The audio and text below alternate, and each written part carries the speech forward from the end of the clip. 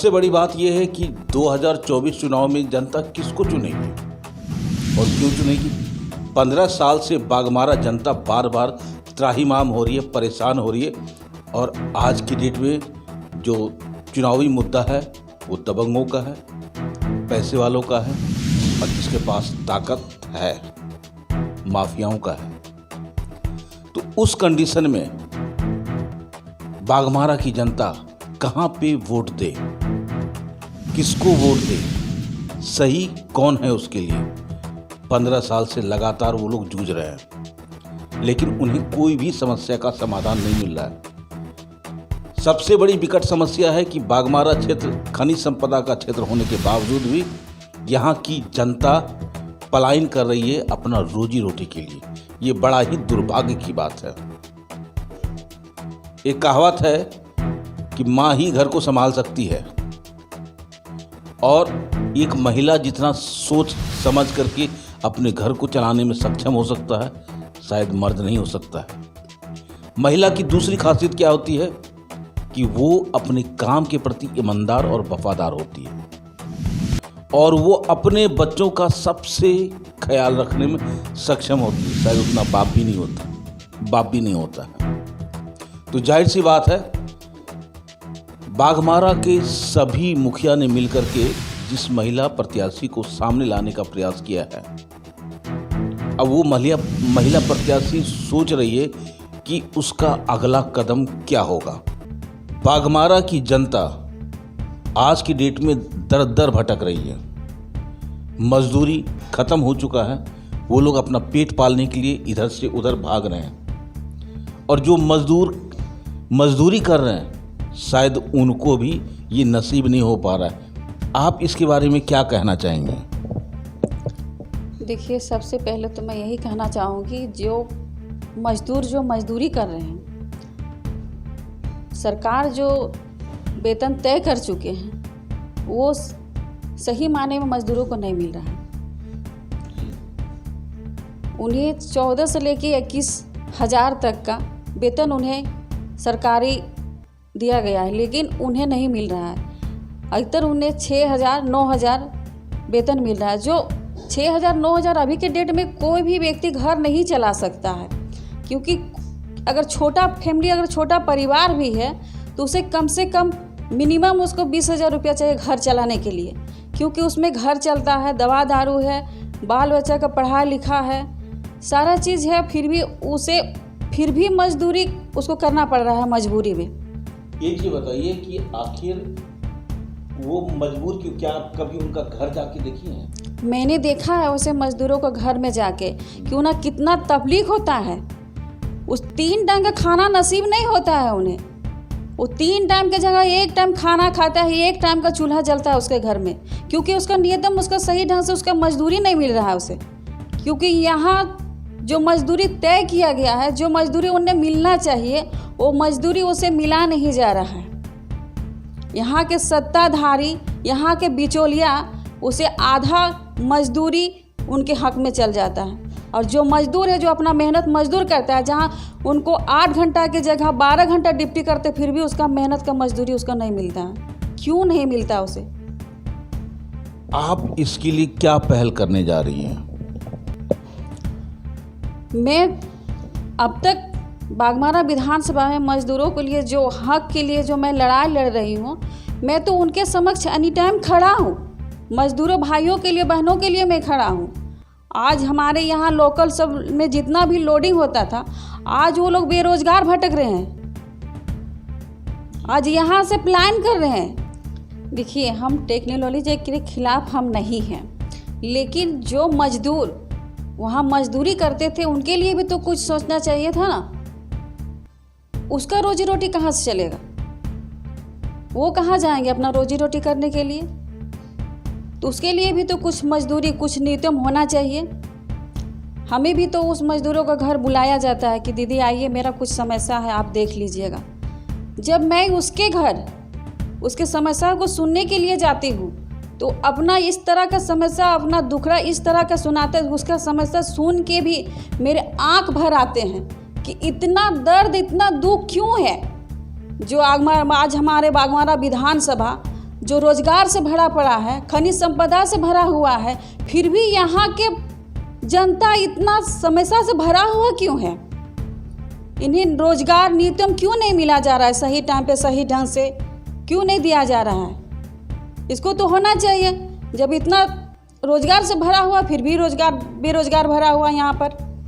यहाँ के भाइयों, यहाँ के मजदूर जो बाहर प्लान कर रहे हैं, 6 महीना साल भर अपना परिवार को छोड़ के जा रहे हैं, उनके घर में जाके देखिए कि किस तरह की स्थिति, किस तरह का माहौल बनाया गया है, किस तरह के उन लोग रह रहे हैं। उसके बच्चे जो अपना बाप को पापा कहने के लिए तरस जा रहे हैं, उसके पत्नी जो अपना पति के बिना अपना बच्चों को संभाल रहे हैं, एक टाइम का रोटी खाने के लिए बच्चों को तरसा रहे हैं। क्यों हो रहा है ये? अगर जनता आपको चुनती है तो ये बताइए कि ये समस्या जो सबसे विकट समस्या है, इसका समाधान आप कैसे करेंगे? क्योंकि ये जटिल है, ये आसान नहीं है। तो मैडम एक ये बताइए कि ये बड़ा विकट समस्या है कि बेरोजगारी दूर करना, जब भारत सरकार दूर नहीं कर पाया है तो एक आम छोटी सी महिला, आप मध्यम वर्गीय, बिलो मध्यम वर्गीय से बिलोंग करती हैं, इतना संघर्ष कैसे कर पाइएगा, जरा बताइए हमको। सबसे पहले तो भैया हम लोग छोटा नहीं है, महिला है, हम लोग छोटा भी नहीं है और कमज़ोर भी नहीं है, क्योंकि एक महिला अपना घर चला सकती है, अपना फैमिली, अपना परिवार चला सकती है, तो हम लोग छोटा नहीं है। बहुत अच्छी बात है। तो आगे बताइए, ये जो बेरोजगारी का आलम है, इसको आप कैसे फेस कीजिएगा? आप अपना शक्ति का समर्थन कैसे प्राप्त कीजिएगा? देखिए, हम लोग झारखंड लोकतंत्र क्रांतिकारी मोर्चा से जुड़े हुए हैं। डायरेक्ट हम लोग जयराम दा का आवाज़ बनने का काम किए हैं। तो पार्टी अगर हमको टिकट देती है, बागमारा का विधानसभा का प्रत्याशी चुनती है, तो यहाँ का जो बेरोजगारी जो सर चढ़ के बोल रहा है, उस बेरोजगारी को सबसे पहले मैं हटाने का काम करूँगी। क्योंकि हमें एक महिला का रूप देखा जाता है ना, हम लोग महिला नहीं है। महिला सब बोल के अभी जितना भी विपक्ष पार्टी है वो मजाक उड़ाने का काम कर रहे हैं। लेकिन जब हम लोग सत्ता पे आएंगे ना, तब उन्हें दिखाएंगे कि महिला कितना ताकतवर और महिला क्या कर सकती है। जब ईश्वर का संपत्ति माना जाए तो जय माता पार्वती, माँ दुर्गा भी एक महिला थी, लेकिन उन्होंने महिषासुर का वध किया था, वो भी स्त्री थी। आज मैं भी बागमारा विधानसभा पे खड़ी हुई हूँ, मैं भी एक महिला हूँ। तो जब हम लोग उस सत्ता पे आएंगे ना, तब उन्हें दिखाएंगे कि महिला का ताकत क्या होता है। तो आप ये कहती हैं कि पिछले भी इंटरव्यू में इन्होंने कहा था कि महिषासुर की मर्दन करती हैं, और इस बार भी इन्होंने वही रूप इख्तियार कर लिया। और जब महिला सशक्तिकरण की बात आती है, जब महिला इस बात का निर्णय ले लेता है कि मुँह ठान लेती है कि मुझे वो काम करना है, तो उसे शायद कोई नहीं रोक सकता है। अब सवाल एक और है कि यहाँ ये शक्ति, आपका कॉन्फिडेंस सही है, लेकिन समर्थन कैसे प्राप्त करेंगे जनता का? समर्थन हमारे जनता, हम लोग अब तक जितना भी भ्रमण कर चुके हैं पूरा बागमारा विधानसभा में, हमें काफ़ी सारा सहयोग, साथ और आशीर्वाद मिला है। बड़े बुजुर्ग हो, माताएं बहन हो, हमारे युवा भाइयों हो, हमें अच्छा सा समर्थन उन सब का मिल चुका है। और उन्हीं का समर्थन आज मेरा ताकत और हिम्मत बना है। अगर मैं उसकी आवाज़ बनी हो तो उन सब का सहयोग और साथ से मेरा हिम्मत भी मिला है, और मैं इस हिम्मत को बरकरार रखूंगी और उन सभी माताओं बहनों का भरोसा बनूंगी और विश्वास बनूंगी, और उस विश्वास पर मैं अटल भी रहूंगी। क्या बात है। तो एक आखिरी सवाल है कि जाते जाते आप अपने बागमारा की जनता, माता बहन को क्या संदेश देना चाहेंगे? मैं बागमारा विधानसभा सभी माताएं, सभी बहनों एवं बड़े बुजुर्ग, नौयुवा, छात्र छात्राएं, यहाँ के शिक्षक, सभी से मैं नम्र निवेदन करूँगी कि अब तक बागमारा विधानसभा में जितना भी अपने हर्ष में जो भी देखे हैं, कष्ट झेले हैं, वो कष्ट का अब अंत करने का समय आ गया है। मैं सभी से प्रार्थना करूँगी, विनती करूँगी कि एक बार इन बहन बेटी बहू समझकर एक बार भरोसा विश्वास कीजिए, आशीर्वाद दीजिए। फिर देखिए हमारे बाघमारा विधानसभा में किस तरह का विकास होता है, किस तरह का विकास का लहर चलता है, और ये बाघमारा हमारे किस तरह का विकसित होती है, विकास से किस तरह का भरमर होता है, ये देख लीजिएगा सभी जनता। और सबका एक अपना हिम्मत, एक अपना जुटान, सबका साथ और सहयोग एक साथ ला के खड़ा करता है।